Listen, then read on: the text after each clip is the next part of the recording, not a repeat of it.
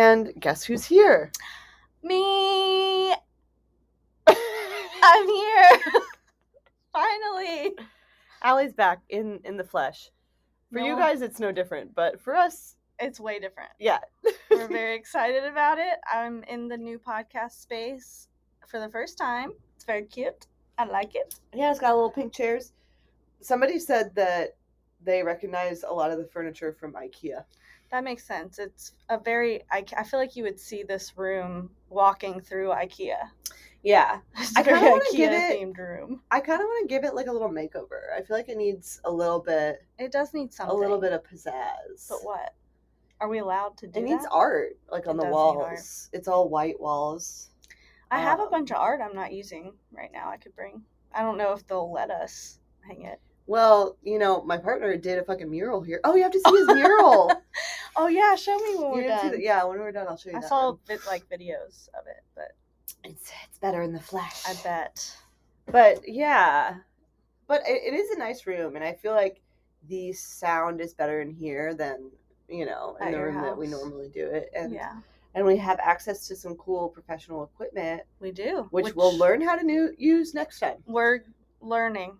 We have plans. Have you ever used a mixer? I've never used a mixer Literally never in my life. There's a lot of knobs and buttons on there. Yeah, I don't know what that's about, but we'll figure it out. And there's some professional microphones that we're going to try to figure out.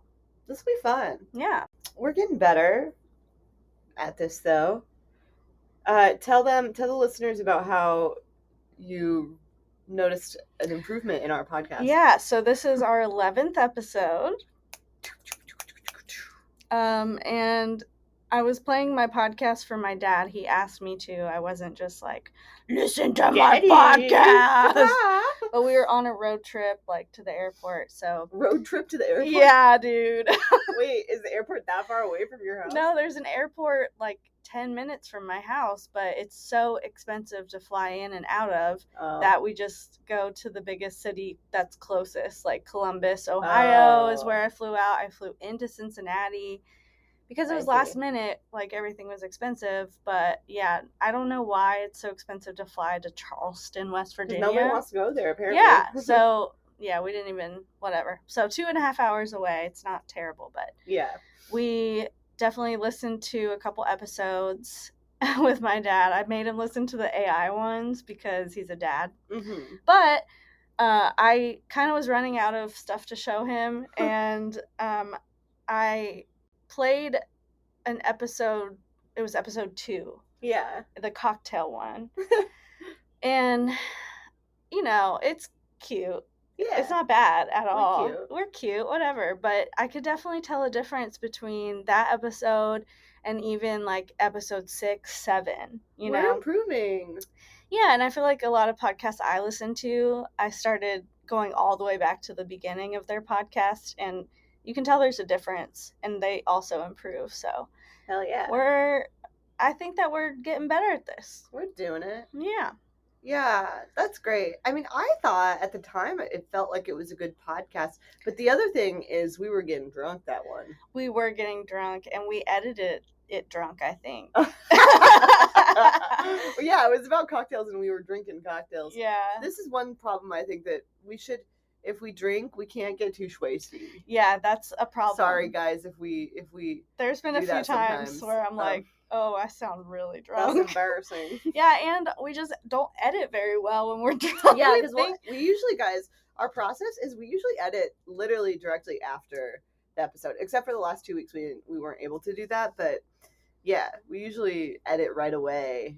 But sometimes we're a little tipsy. And at the time, it seems like we're doing really good work. We're both looking at it at the same time and listening to it. And we're like, we both are like, yeah, that sounds good. And we always find like 1 or 2 little mistakes. Yeah. So, but in any case, we're gonna get better at that. We're just blabbing away here. How was your week? You're back. I'm back. So obviously my highlight is coming back, although it was a annoying trip home because of the delays. There was a lot of thunderstorms around. The weather out here has been crazy too. Yeah, and I had to fly out of Ohio, which it was storming on the way there, and then there's some wonky stuff going on in Vegas, and I wasn't sure I was going to get home, but I made it home, and I'm just happy to be back. That's good. Yeah. Yeah, I was with your kitty cat the whole time. Yes. She pooped on your floor. The last night. But it's our own fault because she's a flinger in the litter box situation, Mhm. and we just hadn't been vacuuming around the litter box, and it got so bad that the entire room had like a little bit of litter. That's crazy. Around it. I keep her litter box in this enclosed cabinet area. It's like one of those like surprise litter boxes where you don't know it's a litter box. And she does fling, like, there's litter all around it inside of it, but she also gets litter like in front of it, and it's not that bad though, because yeah, well, she needs one of those. She needs a door because she's crazy. She definitely, like, I'm glad she has a door because she's fucking great. You should have seen it. But anyways, I think that's why she just got confused, and she's like, "There's litter over here, so I'm gonna poop." This seems like a good place to poop. Damn. Because her litter box was like not dirty. Yeah. At that point, so I don't know. She's crazy. Any highlights other than that? I had something that I was gonna say. Now I can't remember what it was. Made it home. I made it home. You got a new laptop? Oh, I bought a new laptop. It's refurbished. It's used and refurbished, and it's saving me a lot of money, and it's gold. That's a gold Mac. That's and I'm cute. Like really excited about that, and it'll be here on Monday. Look at us with our Mac. You're gonna have 3 MacBooks. Yeah, I have. Well, yeah, I will. Allie's rich. I'm rich, so don't rob me. Don't rob me. I have 3 MacBooks. I only have 3. Well, 2 are from your work, so that doesn't count. Well, I'll tell you my highlight, and maybe you'll think of yours. I started riding my bike again, and it's been really nice. Yeah. Our mutual friend, Tori, who, if she's listening, hey girl. Hey girl. She rides bikes a lot, and occasionally we'll go for a bike ride. Let's get into it then. Okay. We decided that we're going to talk about... I'm Kirsten. And I'm Allie. And you're listening to... Thank you so much for body and trauma. Yeah. Our body and our brain responds to trauma equally and in different ways. And it's a whole system. You think it's just in your brain? Well, no, it's in your body. Yeah, it's in your body too. And we're going to talk about some research on that and some types of therapy. We're not experts here, guys. We're just scratching the surface. We are not experts. We just have some trauma. We got some trauma, and after kind of researching and studying this stuff, I really kind of realized I never felt like anything like too crazy traumatic has happened to me in my life. Yeah. But like we'll get into it because I think there's a lot of times it's like a mixture of small things that you're dealing with that can turn into a PTSD situation. Yeah, for sure. Yeah. So, where do we want to start? I have a definition of trauma. Yeah. Well, first of all, we think of trauma and we think of PTSD.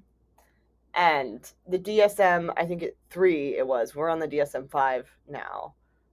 You know the DSM, it's the psychology like handbook. It has all the diagnoses for all the disorders and everything.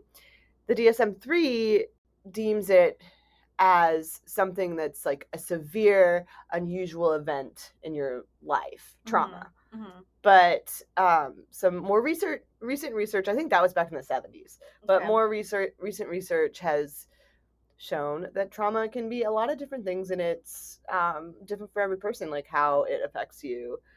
And I started thinking about this guy, Bessel van der Kolk, MD. Mm-hmm. I don't know if I'm pronouncing his name right, but he wrote a book.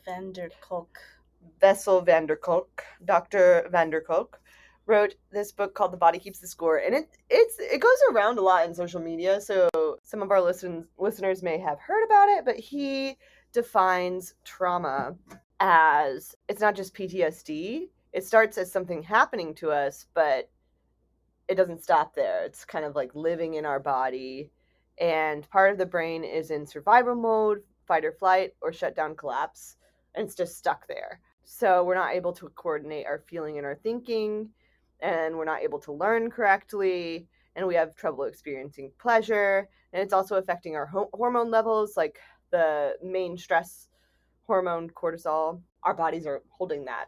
Yeah. Well, originally, like, flight or flight is helpful, or it used to be more helpful to us back in the day because it was helping us survive. Like, if we were in like if it thinks you're in danger, it'll trigger that flight or fight survival mode, and it can help you survive because it sharpens your senses and it gets your body ready for action. It releases sugar into your blood to give you more energy, and it's, that's what it's really there for. But now I feel like in this day and age, we still have reasons to fight or flight, obviously, but it's more damaging to us now because we're not running from a predator or we have a safe home to live in. And that's not true for everyone. Yeah, it's obviously, not true for everyone. Just difference between cavemen and today. Yeah, like, it's they had easier a lot to get more food. To deal with. We did some research on like some of the brain responses to trauma and some of the body responses to trauma. So do we want to talk about that? You actually had the good explanation, so I'll let you lead on that.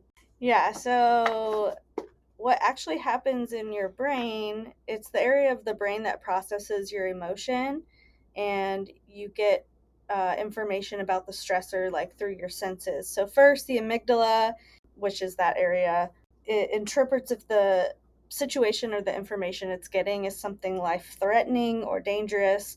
If it thinks so, it's going to send a signal to your brain, into like the main command center, known as the hypothalamus. And then the nervous system triggers that fight or flight response, giving you energy and resources to respond to the threat. The parasympathetic does the opposite. It allows your body to go into rest and digest mode.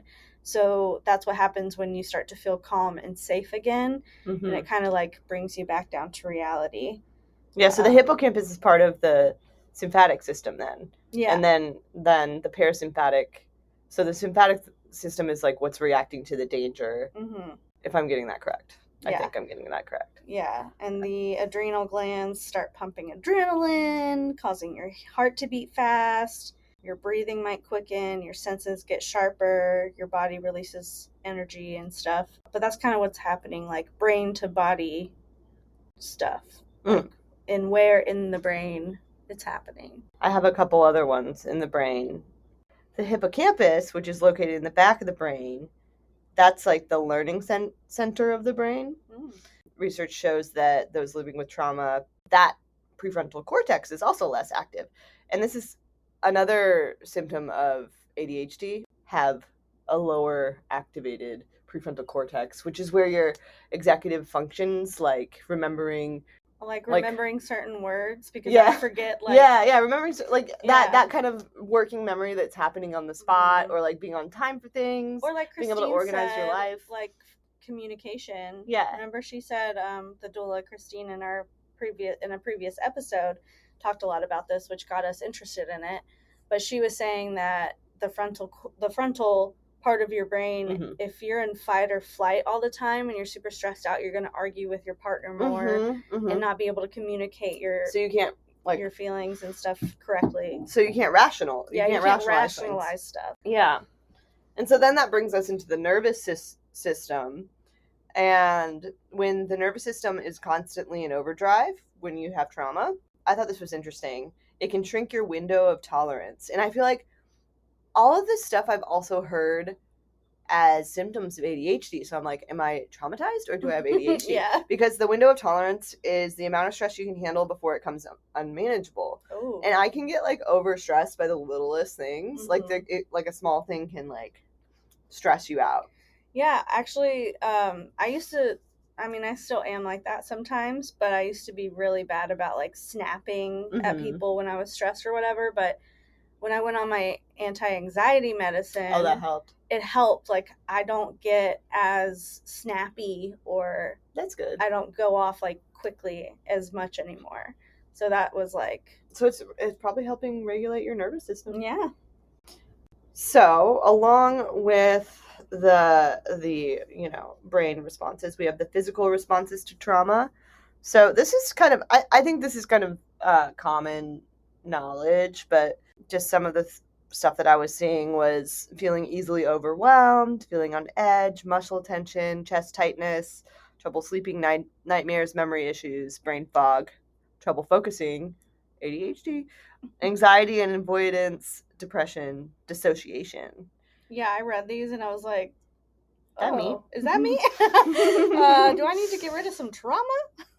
Because Probably. it's crazy that it's not just in your brain and in your like inside of you. It's like these things can show themselves outside of this. Like high blood pressure is another one.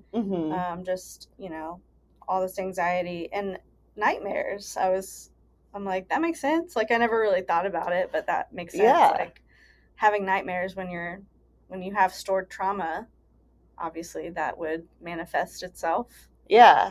So I got a little fun fact. The way stress affects men and women is different, and kind of like some of it's the same, some of it's different. Chronic stress for men, it can affect the sperm count and testosterone production. So it's, stress is hormones, cortisol is a hormone.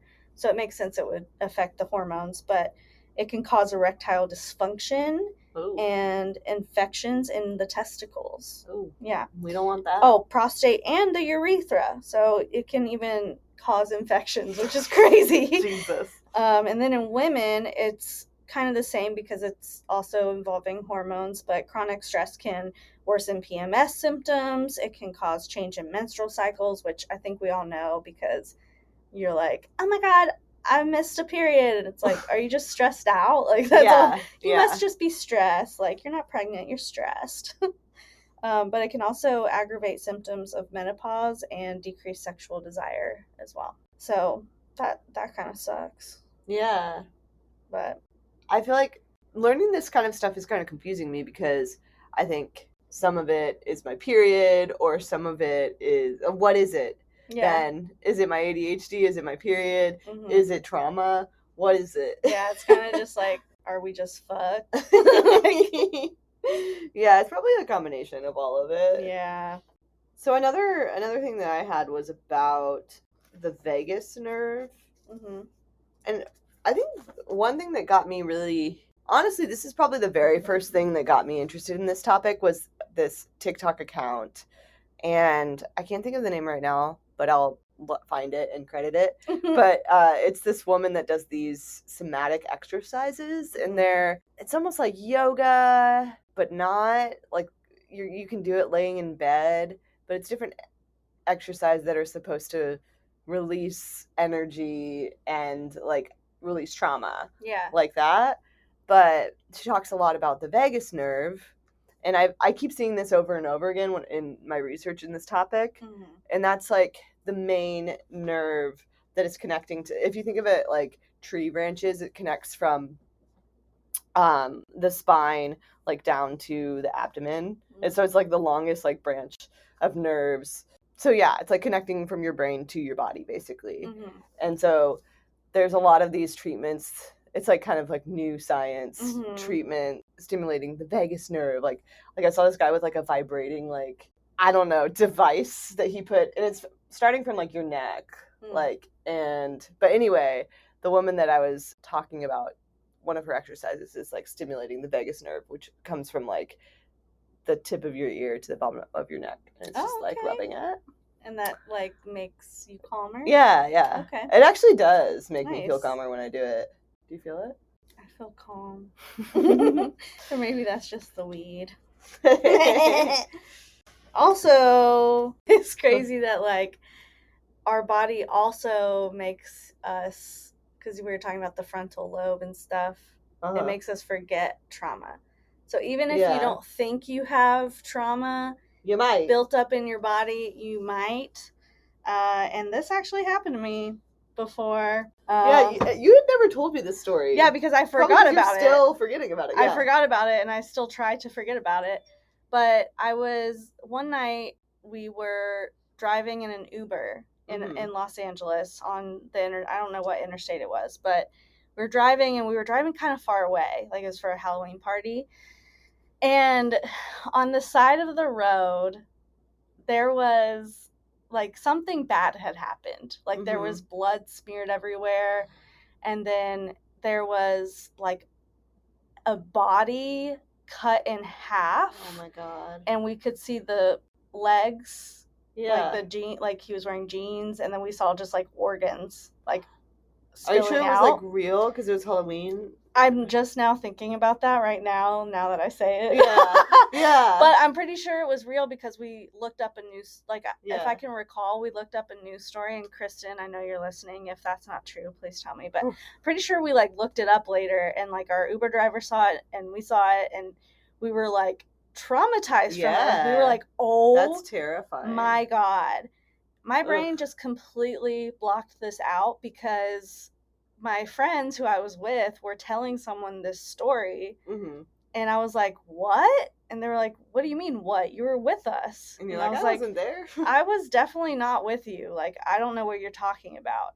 And then they went into more detail about it, and then like all these memories came flushing back into my brain, and I was like, oh my God, I forgot all about that. Like, I literally blocked that out. That's scary. It looked real. I don't know. I mean, it could have been fake because these special effects are really good, but it looked real enough for us to freak out. Yeah. Yeah. Was there any like other people around, or like it was almost like it had just happened, and I don't. Maybe I'm getting my brain, like, speaking of trauma, my brain is just awful, but I almost want to say that like something happened where this guy got like flung over the road sign, like those big green signs, and like pretty much got cut in half by it. Oh God. Yeah. Trigger warning. Warning. Sorry, post telling it. Shit. Oh my God. I could just be making that up. I don't trust my brain these days at all. Like, that could have been from a different story I read, but I'm pretty sure we looked it up later. And it was that. That's insane. Yeah. But it's also crazy that you just completely blocked that out. Yeah. And like forgot all about it. Right. Like, didn't even think it happened. I was like, no.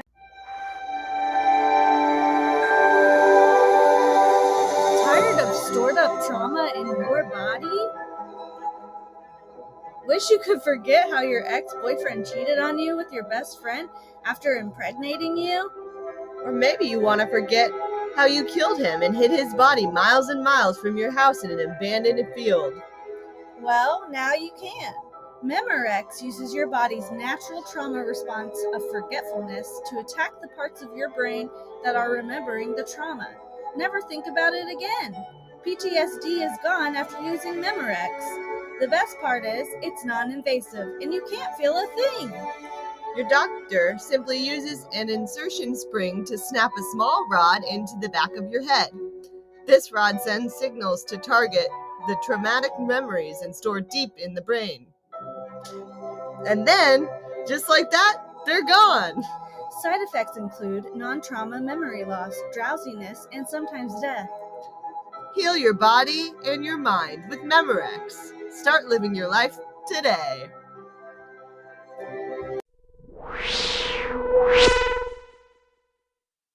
All right, so another thing I wanted to talk about, and I touched on this like a little bit, is two different types of trauma that therapists have come. It's not like definitions or terms, but it's kind of how they've come to describe it is big T's and little T's.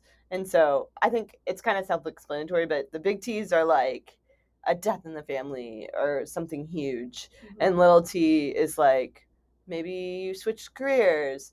But, I think it's like also everybody has their own feelings towards a traumatic event. So it's subjective, but big T's and little T's. Okay. And so I think my trauma or my PTSD is like a combination of a bunch of little T's. Oh, you have a big T in there. Yeah, maybe I have a few big T's, but it's that's what I mean. It's subjective. Yeah. Because to me, I'm like, well, I didn't see my dad get flung out of a window and get chopped in half, Right. That would be a big People T. see that stuff. Yeah. That's true. I think of that too, like death in the family, but I didn't see my child get shot in front of me. Yeah. You know, like something like that. Like, or living through like I did live through a shooting, kind of. Not a mass shooting, but. But, you know, like something really, really fucking traumatic that has not happened to me. Like, yeah, like we didn't go to war. Yeah, we didn't see people dying in front of us. And I mean, my dad died in front of me, but it was in a hospital, so it's different. Right. Not traumatically, I guess. Like getting blown up or something. Yeah.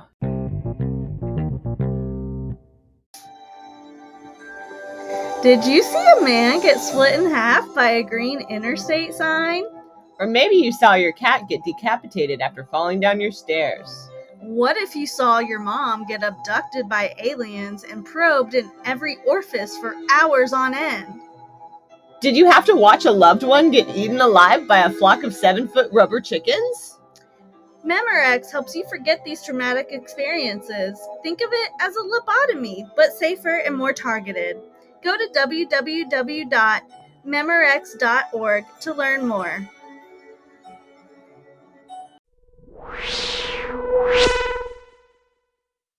The spectrum of what trauma has broadened. Yes. Is the point. Yeah. And our body, and we've discovered that our bodies can respond even for the Wolties. Mm-hmm. And I mean, COVID is kind of a trauma too, you know? Oh, yeah. And I think everyone was affected by COVID in some way or another.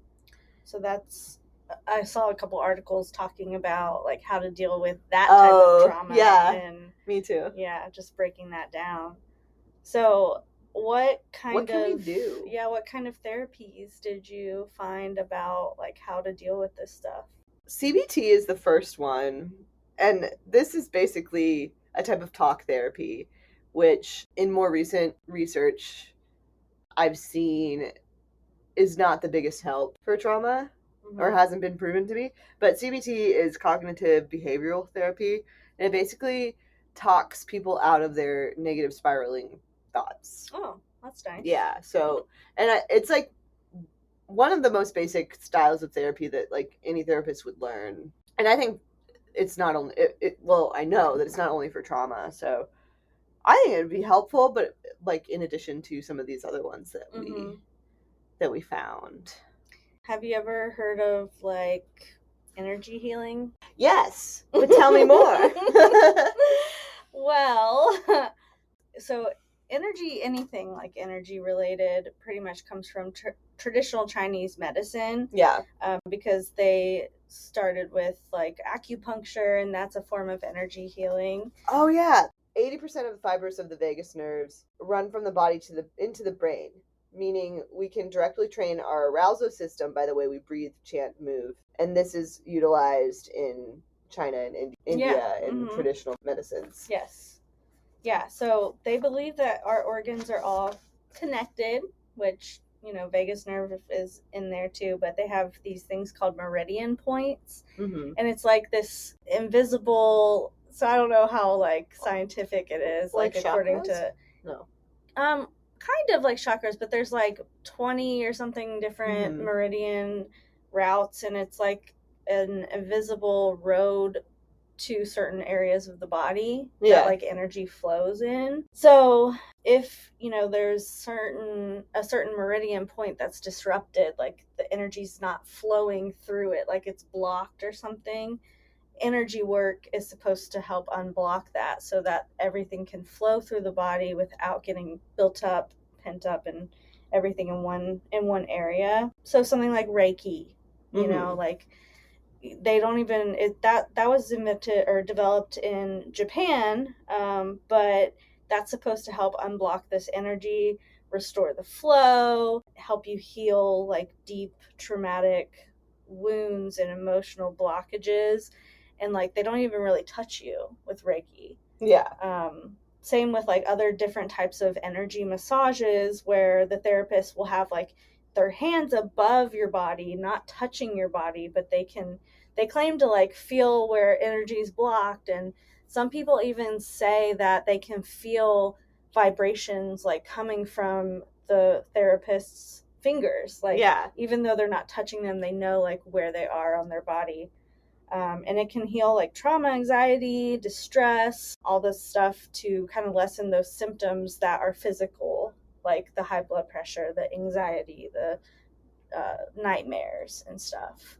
So once you unblock all that stuff, they say that will get better with that, because like the body holds on to trauma longer than the brain does. That's what they're kind of saying, which I believe it, because I had a friend do an energy massage on me one time, and this like part of my stomach was hurting really bad, and she was like working on that area more, and I swear it didn't hurt after that, though, like since forever today. Like it never hurt again. You know, I got a Reiki session before, but it was like with somebody that was training for it, and I really do think it depends on how that, like the vibration, like without him touching me.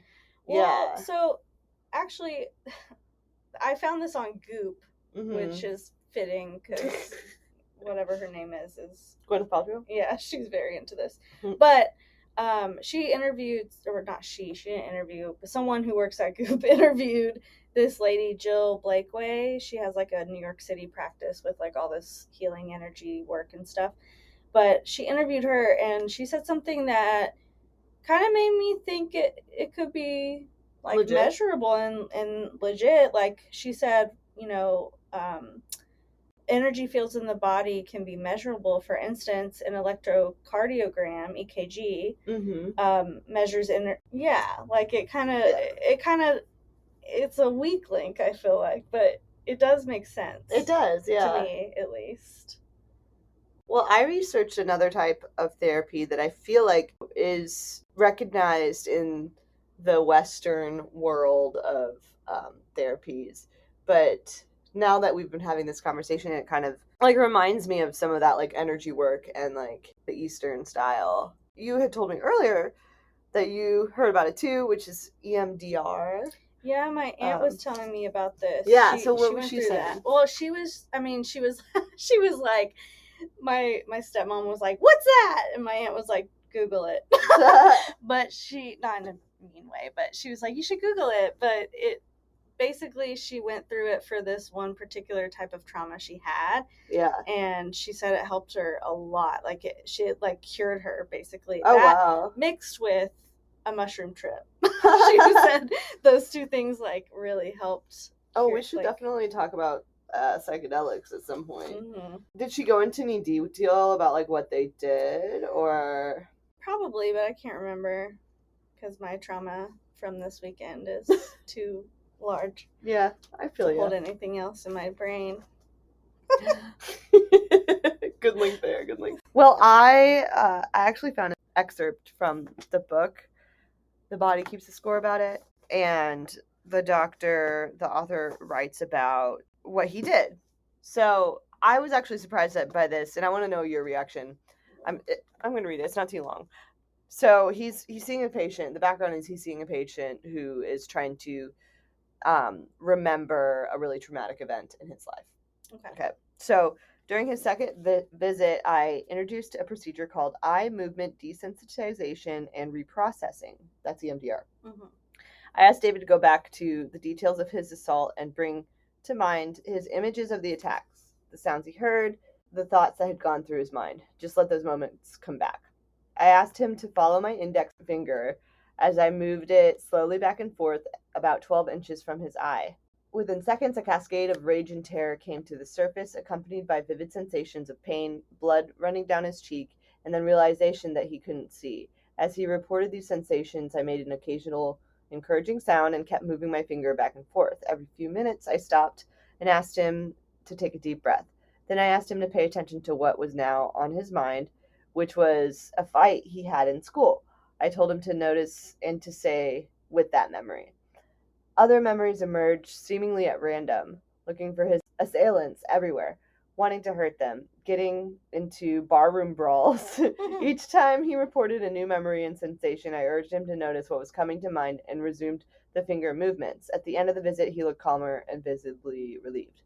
So it's like hypnotherapy. Yeah, hypnotherapy. Yeah, okay, that is coming back to me about my aunt's story. Yeah. How she did that, and she was basically able to like connect this one thing that happened to her when she was 4 years old. Oh, wow. Because she was, it's like one of those things your brain probably blocks out. Mm-hmm. When she was 4 years old, and then connect it to her life today. Wow. And that essentially, she was like, that's why I'm like this, and that's why I do this. Like, it pretty much healed her from that trauma. I want to try EMDR. Me too. I want to try that, and I want to try like a trauma yoga class, which we were talking about. Yeah, so that's a new one. Trauma-informed yoga is what they call it. Okay. That's a new one that on the list of things to try. But yeah, I mean, it's that idea of like body first, like starting with the body to heal the trauma rather than the brain to heal the trauma. Yeah, I think you need both, and I think people forget that the body, because I always see those like stretches that like people have trauma in their hips, and it releases the trauma from there. Yeah, that's what I'm talking about, the somatic exercises. Yeah, that's what I feel like I need. But it's all really cool. I believe in these different ways of therapy. Yeah. Like, I think it's good to explore and just like try different things. I think there's a lot more to this life than we think, and I think energy is a big part of it. Yeah. So I'm into it. Yeah, me too. There's one more that I learned about. Can we do it? Yeah. That's somatic experiencing. And this is another doctor one, Peter Levine. And this one, I was looking through the website, and it gets kind of like culty almost, the way that they're describing it. It's a little vague. But basically, the gist of it is it's like bottom up instead of top down, which means like go from the body first instead of the mind first to deal with the trauma. And he talks about like with animals, they deal with trauma in a better way than we do, because like the fight or flight works for them and then the freeze works for them, but like we have to be able to like feel those feelings in our body and be okay with them. Something like that. But I thought that one was interesting, and I think like that's where like the somatic exercises come from. Like that you're seeing like those trauma release, those are somatic exercises, I think. We need to do some of those. Yeah, we do. I was even like, I've seen like people cry from like getting stretched out or even getting energy work, and like they just start crying because like their emotional trauma is being released, and it's like coming to the surface. I think that's the idea of trauma-informed yoga too. Well, I mean, I read about it, like a lot of people, there are certain yoga poses that will make you cry, and so that's why they have their like certain trainings for trauma-informed yoga, so that there are people that are like ready for when that happens or if that happens, and know like whether to use it as a tool or when to avoid it. So we're going to go to a trauma-informed yoga class. Yeah, we'll tell you how it is. We'll tell you if our trauma is healed after that. We're going to get some EMDR. Yeah, hypnotherapy. I want a past life hypno reading. Oh, that would be cool. Yeah. I want that. I want to get a reading, but in LA, I feel like there's so many frauds out there. It's so hard to find like the real ones. Money. Yeah. That's true. It's so we hard. need to find one in like Montana. Yeah. Yeah. We need to just take a trip to Montana or like Wyoming. Some lady in the woods. Yeah, a witch in the woods. Yeah. Needs to heal us. Yeah. Road trip to Montana. Anyway. Well, yeah, I mean that's like the gist of we scratched the surface, really. We did. There's a lot more to go into, but that's the easiest. Like what we did. The gist. That's the gist of it, guys. Yeah, that's the gist of it. We'll link some resources that we found. We're gonna actually do that this time. I'm gonna send some links to some of the websites that I found, so you guys can get some more info for yourselves. Yeah, but I mean, thanks for listening. Hopefully this was. I know it's like kind of a deep, heavier subject than what we normally do. Yeah, but guys, we had fun like reading about it. Like it was all very, I want to say, interesting. Yeah, relatable. Our favorite word. Guys, please give us some options for other words that we could use. Email us a list of synonyms for interesting. Email us a list of strong adjectives to describe things that we like. Yeah, because we be saying the same words a lot. But it's okay. We just need to read more books. Yeah. Oh, that was my highlight of the week! There. Full circle. That was the highlight of my week. I finished a book. What did you finish? Finley Donovan is Killing It. What's it was that? a book that my work read for book club, but I'm way behind because it takes me forever to read a book. It was about this. It was just like a cute like murder book, like about this single mom who like thinks she accidentally murders someone. Oh, and, fun. Oh, like, fun. I say fun. Oh, fun. But she does have some involvement, like, in some way. But it was cute. It was a cute read. It wasn't my favorite book of all time, but a good pool read, you know? Nice. Yeah. Laying by the pool, reading a book. Yeah. That's great. So there's that. We're going to read more, too. Yeah, we're going to get smarter for you guys. Yeah. So thank you guys so much. Thank you so much. Follow us on the social media. Mm-hmm. Do we even need to say it? Thank you so much, pod. Thank you so much, pod on Instagram. Thank you so much, pod@gmail.com. Email us some shit. Join us on Threads. I think we put out one thread. We have put out one thread. We'll get on there. We also are popping up everywhere you find your podcast. So share it to your friends. Find us on different platforms, whatever you want to do. Thank you so much.